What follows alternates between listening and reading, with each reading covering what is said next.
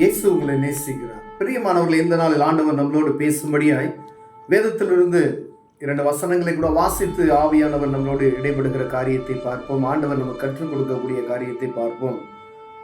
அது 1 கொரிந்தியர் புஸ்தகம் 15வது அதிகாரம் 33வது வசனம் இப்படியாக சொல்லுகிறது: மோசம் போகாதிருங்கள், ஆகாத சம்பாசனைகள் நல்லொழுக்கங்களை கெடுக்கும். மோசம் போகாதிருங்கள். அடுத்த வசனம் எப்படியாக சொல்லுகிறது: நீங்கள் பாவம் செய்யாமல் நீதிக்கேற்க விழித்துக்கொண்டு, பாவம் செய்யாமல் நீதிக்கேற்க விழித்துக்கொண்டு தெளிந்தவர்களாயிருங்கள். சிலர் தேவனை பற்றி அறிவில்லாது இருக்கிறார்களே, உங்களுக்கு வெட்கம் உண்டாக இதை சொல்லுகிறேன். பிரியமானவர்களே, ஆண்டவருடைய பிள்ளைகள், கிறிஸ்தவர்கள் என்று சொல்லுகிற நாம் அறிவுரையாக பவுலடியார் நமக்கு சொல்லுகிறத அந்த வார்த்தை என்னன்னு கேட்டீங்கன்னா, மோசம் போகாதிருங்கள், ஆகாத சம்பாசனைகள் நல்ல ஒழுக்கத்தை கெடுக்கும் என்று வேதம் சொல்லுகிறது.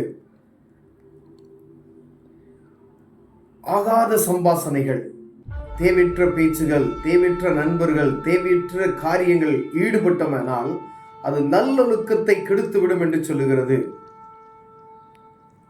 அப்ப மோசம் போகாதபடி நம்மளை நாமே காத்து கொள்ளும்படியாய் ஆண்டவர் நமக்கு ஒரு அறிவுரையை கொடுக்கிறார். பிரியமானவரே, நீங்கள் பாவம் செய்யாமல் நீதிக்கென்று விழித்திருங்கள், விழித்து கொண்டு தெளிந்தவர்களாய் இருங்கள் அப்படி என்று சொல்லுகிறார். பாவம் செய்யாமல் நீதிக்கென்று விழித்து கொண்டு தெளிந்தவர்களாய் இருக்கும்படியாய். பாருங்க, எதெல்லாம் பாவம் அப்படின்னு சொல்கிறோமோ அது நமக்கு மனசுக்கு படுகிற ஒரு தவறு அப்படின்னு சொல்லி படுகிறது பார்த்தீங்களா, அது பாவம். அப்படிப்பட்டதான காரியத்தை நம்ம செய்யும் பொழுது ரொம்ப எச்சரிக்கையாக இருக்கணும். உணர்வுக்கு நம்ம இருதயத்துக்குள்ள ஒரு உணர்வு உண்டாகுதுன்னு வச்சுக்கலாம், இது பாவம் அப்படின்னு சொன்னோம் அப்படின்னா அப்போ நம்ம எச்சரிக்கையாக இருக்கணும். நம்ம மனசுக்கு இது பாவம் அப்படின்னு படுது, இது தவறு என்று படுகிறதுன்னா அப்போ அதை நிறுத்தி கொள்ளணும். அது ஒருவேளை அதை செயல்படாமல் தடுத்து விடுகிறது நல்லது. எந்த காரியம்லாம் நம்ம மனசுக்கு ஒரு திருப்தியற்ற ஒரு சூழ்நிலை இருக்குது பார்த்தீங்களா, அது நம்ம இருதயத்துக்கு தெரியும். ஒரு பதற்றம் உண்டாகும், ஒரு பயமான ஒரு சூழ்நிலைகள், ஏதோ ஒரு காரியம் இது நம்ம செய்யக்கூடாத ஒரு தப்பான ஒரு காரியத்தை செய்யணும், ஒரு பதட்டம் வரும் பார்த்தீங்களா. அதே போல மனசுக்கு எதெல்லாம் தவறு என்று படுகிறதோ அவைகள் எல்லாம் பாவத்தில் தான் செய்கிறோம் பாருங்களேன். அப்போ நம்ம மனசுக்கு படப்பட என்று சொல்லக்கூடிய ஒரு காரியம் என்றால் அதுக்கு விழித்து இருக்கும்படியே ஆண்டவர் சொன்னார், நீங்கள் பாவம் செய்யாமல் நீதிக்கேற்க விழித்து கொண்டு தெளிந்தவர்களாய் இருக்கும்படியாய் ஆண்டவர் சொல்லுகிறார். மோசம் போகாமல் இருக்கணும்னு சொல்ற அந்த காரியத்துக்கு நீங்க தெளிந்தவர்களாய் இருக்கணும். அப்ப எவ்வளவு அந்த உலகம் முழுவதும் பாவம் நிறைந்திருக்கிறது. இதன் வழியா நம்ம ஊடுருவி செல்கிறோம். இதுக்குள்ள நம்ம உள்ள போயிட்டு வரும்பொழுது அப்ப எவ்வளவு தெளிந்தவர்களாய் இருக்க முடியாது நம்ம ஆண்டவர் அழைக்கிறார் பாருங்களேன். ஏன்னா நம்ம ஒவ்வொரு நாளும் பேசுகிற மனிதர்களாம் சரி, பழகுகிற நண்பர்கள், நம்ம குடும்பங்கள், வெளியில சுத்தி திரிகிற எல்லா காரியத்திலும் நம்ம தெளிந்தவர்களாய் காணப்படும்படியாக ஆண்டவர் விரும்புகிறார். பிரியமானவர்களே, பாருங்க, சிலர் தேவனை பற்றி அறிவில்லாதவர்களாய் இருக்கிறார்களே, உங்களுக்கு வெட்கம் உண்டாக இதை சொல்லுகிறேன். இது யாரை சொல்லுகிறார்னா, அறிந்து கொண்டவர்களை பற்றி, ஆண்டவரை பற்றிதான ஒரு அறிவற்ற ஒரு சூழ்நிலை. அவர் சர்வ வல்லமையுள்ள தேவன் என்று நமக்கு தெரியும். அதை அறியாமையின் இருளினால் நம்ம மூடி வைக்கப்பட்டு இருக்கிறோம்.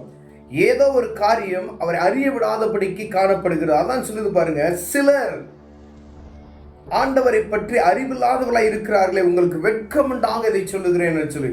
ஐயா, பல வருடங்களாய் கிறிஸ்தவர்களாய் இருப்பது நிமித்தமாய் நான் கிறிஸ்தவன் என்று அழைக்கப்படுவது அல்ல, ஆண்டவரை பற்றி அறிகிற அந்த அறிவு நமக்குள் ஒவ்வொரு நாளும் வளரும்படி ஆண்டவர் விரும்புகிறார். பவுல் சொல்லுகிறார், அவரை பற்றி அறிகிற அந்த ஞானமற்ற போய் இருக்கிறோம் என்று வேதம் சொல்லுகிறது. பிரியமானவர்களே, நான் ஒருவேளை ஞாயிற்றுக்கிழமை சர்ச்சுக்கு போயிட்டு வர்றதுனால ஆண்டவருடைய பரிசுத்தமாய் நான் வாழ முடியாது. ஒருவேளை பண்டிகை காலம் என்று சொல்லப்படுகிற ஒவ்வொரு பண்டிகைகளை மாற்றம் ஆசாரித்து கொண்டு இருக்கிற அநேகர் உண்டு. ஆனால் பண்டிகையை ஆசாரிக்கிற நாம் அவரை அறிகிற ஞானத்தில் இருக்கிறோமா என்று பார்க்கும்படியே ஆண்டவர் விரும்புகிறார். பிரியமானவர்களே, எவையெல்லாம் ஏதாவது ஒரு சூழ்நிலை, ஒருவேளை பண்டிகை ஆசாரிப்பது தவறு அல்ல, ஆனால் பண்டிகை ஆசாரிப்பதை மேன்மையை வைத்துவிட்டு ஆண்டவரை அனுசரிப்பது, ஆண்டவரை தெரிந்து கொள்கிற காரியங்களை நம்ம குறைவுபட்டு இருக்கிறோம் என்று வேதம் சொல்லுகிறது. அதுதான் சொல்றாரு, ரொம்ப கவனமா இருங்க அப்படின்னு சொல்லி. ஏன்னா இது கடைசி காலம். பிசாசானவன் எவனை விழுங்கலாம் என்று கெர்ச்சிக்கிற சிங்கம் போல அலைந்து திரிகிறான் என்று வேதம் சொல்லுகிறது. எப்படிலாம் ஒரு மனுஷன், நல்ல மனுஷனையே அவனை விழத்தள்ளுவதற்கு பலவிதமான சூழ்ச்சிகளை அவன் வலைவிரித்து கொண்டே இருப்பான். அதில் யார் விழுவார்கள், யார் எப்போ, அவன் காத்துக்கிட்டே இருக்கிறான். அப்போ சாதாரணமான ஆட்கள் என்ன செய்யணும் அப்படின்னா, நம்ம ரொம்ப கவனமாக இருக்க முடியும். ஏதோ பைபிள் ஒரு நாள் வாசிக்கிறோம், ஒரு நேரம் ஜெபம் பண்ணிடுறோம், அப்போ இது மாத்திரமல்ல, ஒரு பரிசுத்த நிலைமைக்கு, அடுத்த நிலைமைக்கு யாரும் பரிசுத்தவான் யாரும் கிடையாது. ஒவ்வொரு நாளும் நம் பரிசுத்தத்தை பேணி காத்துக்கொண்டு பரிசுத்தமாய் வாழ வேண்டும் என்று நினைத்தால், அவரை போல, இயேசுவை போல நானும் இருக்கணும் அப்படின்னு நினைக்கும் பொழுது, ஒவ்வொரு நாளும் புதிய புதிய காரியங்கள் நாம் கற்றுக்கொண்டு அந்த பழைய காரியங்களை விட்டு புதிய காரியத்துக்குள் கடந்து செல்வதற்கு ஆண்டவர் உதவி செய்வார். நம்ம முயற்சி செய்ய வேண்டும்.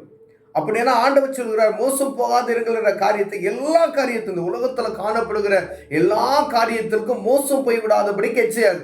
பலவிதமான காரியம் நம்ம கண்களுக்கு முன்பதாக, 1000 கோடிக்கணக்கான காட்சிகள், பலவிதமான சூழ்நிலைகள் நமக்கு முன்பதாய் வந்து சென்று கொண்டிருக்கிறதை நாம் அறிந்திருக்கிறோம். இவைகளுக்கெல்லாம் கவனமாக இருக்கும்படி, இதற்கு நம்ம மோசம் போகாதபடிக்கு நாம் எச்சரிக்கையாக இருக்கும்படி ஆண்டவர் விரும்புகிறார். பிரியமானவர்களே, ஆண்டவரை பற்றுகிற அறிகிற ஞானத்தை நாம் கேட்கும்படி ஆண்டவர் விரும்புகிறார்.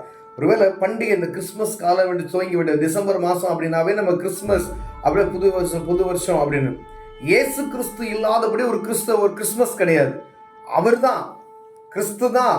அவருடைய பிறப்பினுடைய நிகழ்ச்சி, பிறப்பினுடைய எதற்காக பிறந்தார் என்பதை நாம் முதலில் அறிந்து கொண்டு அவரை கனப்படுத்தும்படியான ஆண்டவர் விரும்புகிறார். பிரியமானவர்களே, ஒருவேளை இதில் நம்ம குறைச்சல்வர்களாய் காணப்பட்டோம்னால், ஆண்டவரை அறிகிற ஞானத்தை தேவ சமூகத்தில் கேட்போம்.